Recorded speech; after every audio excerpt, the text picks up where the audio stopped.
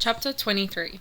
Hector waited as the rest of the V's ran outside. I was at the back of the group, and when I reached him I paused. "Well," he said, scowling, "whatever you're doing, you'd better hurry." "Yeah." I hefted the crowbar in my hand and then sprinted for the incinerator and the door. I hadn't been back to it since everything had happened. I hadn't wanted to touch it, or relive it. I'd been replaying the whole thing in my mind, enough as it was. I stopped in front of the incinerator to my right. The door didn't look like anything special. It was metal, painted a warm brown to match the building's bricks. The knob was silver, round and smooth, and one of the unlocking sensors was fastened to the brick above the jam. Behind it was a scene I didn't want to revisit, but I knew I had to. It was the only way to persuade them to run, the only way to get anyone to believe. They had to know what was going on. They had to be scared. So what do we do? Hector was standing beside me now, his breath puffing in cold clouds. "I'm going to break in." "What do you need me to do?" I looked at him surprised. "Hector," he interrupted, gesturing back towards the door we've just left. "Just tell me what to do. We only have an hour." I nodded. He didn't want to help me. He wanted to help Curtis and Carrie. I stepped onto the door, which fit snugly into the jam. There was hardly any gap between. I tested putting the wedged tip of the crowbar in the crack, but it didn't go far. "Here," he said, holding up his hammer. I held the crowbar in place and he tapped it in with his hammer, trying to push the edge into the gap, but it wasn't going far. After a dozen taps, he shook his head. "It's not working." I knocked on the metal and it resonated. The door was hollow. That was something. My worry had been that the door wasn't a regular door, that it was some kind of reinforced bolt, but it seemed perfectly normal. "Stand back," I said. He moved away. I swung the crowbar down at the knob. It clanged loudly and bounced off. The vibrations in my injured arm stung viciously, but I tried to ignore them. I looked down at the knob. A small dent, but that was all. "Keep trying," someone said. I didn't look to see who. I hit it again and again, banging down on a metal handle until it was bent and scratched. I had to get inside. I didn't even care about the consequences of going back to face the other gangs now. I needed to show them this. "Mason," Hector called. "Get over here." I stopped for a breath. I was sweating now, overheated under my sweatshirt even though it was freezing outside. As I watched Mason approach, I saw the others. All the V's were standing beside us. Hector directed Mason to the door. "Your turn." He looked surprised, but he couldn't have been more shocked than I was. "You won't be in trouble," he assured him. "They'll think Benson did it." He pointed up at the building. "Did you see them?" On the floor above us, a dozen faces were pressed against the windows, trying to look down and figure out what we were doing. "Just do it," Hector said, looking back at the door. A little smile appeared on Mason's face. He raised his heavy pipe wrench and swung it onto the knob. His first blow skidded a few inches down the metal door, scraping a silver gash in the paint. I watched him as he pounded again and again, raising his arms, taking a breath, and then slamming it down. And suddenly, I was watching Dylan with his pipe, relentlessly beating Jane. I bent in half, and then fell to the crouch, trying not to throw up. Gabby jogged over from the rest of the V's. While Mason worked, she spoke to Hector. "They're trying to force the door," she said. "They're coming out here." "Who is?" Gabby's eyes were wide, and her chin was trembling. "The other gangs. I don't know who, but I can hear them." Hector turned to the others. "Tapti, you and Gabby watch the door. If they break through, get back here as fast as you can." He directed two others toward the corner on the far building to watch for someone coming that way, and then sent two more 50 yards back from us to watch the windows. Benson's turn again. I took the pipe wrench from Mason. It was heavier, and he was having more luck with it, and began smashing the knob again. He'd done a lot of damage. It was bent down a 45-degree angle. I hit it 3 times, but then asked for the crowbar back. I'd noticed the bent knob had folded away from the door. There was a half-inch gap. Mason helped me position the bar, jamming in the sharp edge, and then we both pried with all our strength. It felt so close. Hector jumped in and then called for Joel. I heard a shout somewhere, and for a moment all 3 of us stopped to look. We couldn't see anything. I reached in my pocket and pulled out the grenades. "Here," I said, shoving them into Hector's hands. "They're filled with pepper spray." A smile crossed his face for an instant, and then he pointed out the door again. "You'd better hurry." He left in a run. "Come on," I said, turning back to the knob and yanking again on the crowbar. The strain was sending bolts of pain across my chest and ribs, but I continued. Maybe I was imagining it, but I felt like it was moving ever so slightly. "They're coming," someone behind us said. I felt the pressure in the bar lessen as Joel turned to look. "One more time," I urged. "Come on."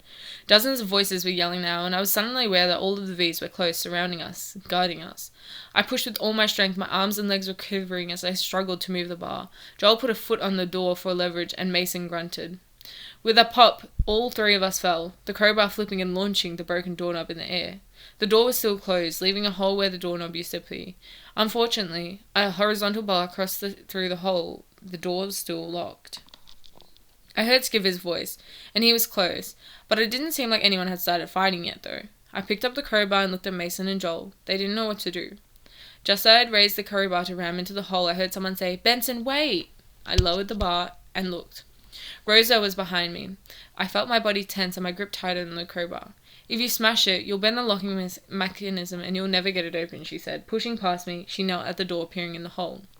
She pulled out a pocket knife and unfolded the screwdriver. I looked back at the crowd around us. It was mostly havoc, but there were a few society kids there too. No one had started fighting yet. None of the leaders were there, but they were all screaming at one another. Rosa had been only fiddling with the knob for 30 seconds when I heard her say, "All done." She stood, pulling on the door with 2 fingers. It swung open. I stared at her. Wasn't she supposed to stop me? Was she an android setting a trap, or was I wrong about her? At the movement of the door, the mob dropped into low murmurs. Even the V's, who had already been ready for a fight, turned enough to see what was behind the door. I suddenly felt completely overwhelmed. I couldn't walk down there alone. "Mason," I said, motioning them over. He stood in front of me, peering cautiously down the half-open door. His voice was quiet, trembling. "What's down there, Fish?" I stared. Everything was silent. I glanced at him. "Give me a second?" He took a long, deep breath. "Yeah, but not much more than that. They're not going to stay calm for long." Okay. I stepped around the door, almost not wanting to touch it. The hallway was lit like before, with the dim blue glow of an old fluorescent bulb. The concrete walls seemed wider than before, and the ceiling was higher. It was terrifying. I walked slowly, the noises of the students behind me vanishing as my mind focused on what I might find.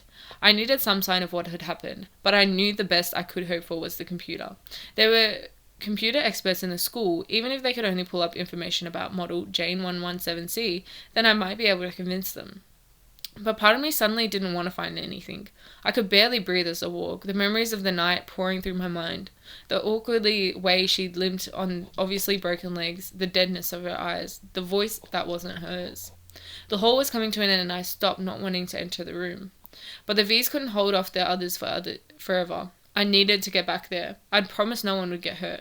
I stepped into the room. "Jane," I gasped. She was still there, exactly where I'd left her. How long had it been? 2 weeks? 3? More? I couldn't walk to her. There was no way my legs would carry me. I was suddenly aware of the tears running down my face. There was a scuffle of footsteps behind me, and I felt a hand on my arm. "Benson," Hector spoke, but he was behind me in the hall and I couldn't have seen a body. It was Mason who entered first. He inhaled sharply. When he finally spoke, his voice was barely a whisper. "What the hell?" I heard more people enter the hallway above us and felt compelled to get Jane before they did. So we crossed the room to her body. Jane was lying down now. She wore the same dress, torn and stained with blood, with the exception of blue lining that cast a deathly pall on her skin. She looked asleep.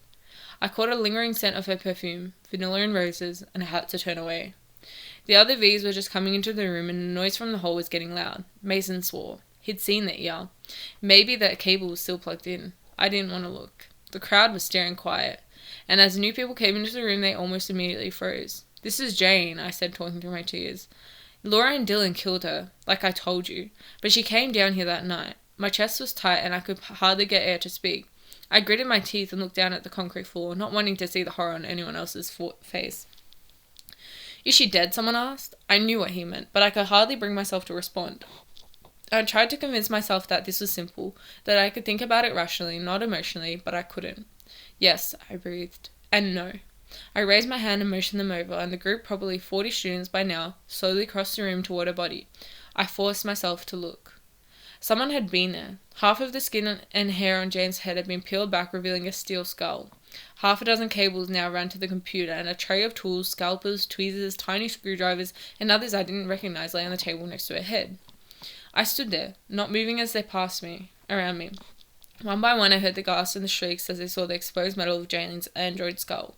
Whispers bounced through the crowd as the ones at the front passed the news to the back, and the ones in the back refused to believe. One of the girls pushed past me and ran up the hallway and out of the building. I wanted to follow her and run away and never think of this place again, but instead I moved to the back of the room, crouched down and leaned against the wall. I closed my eyes.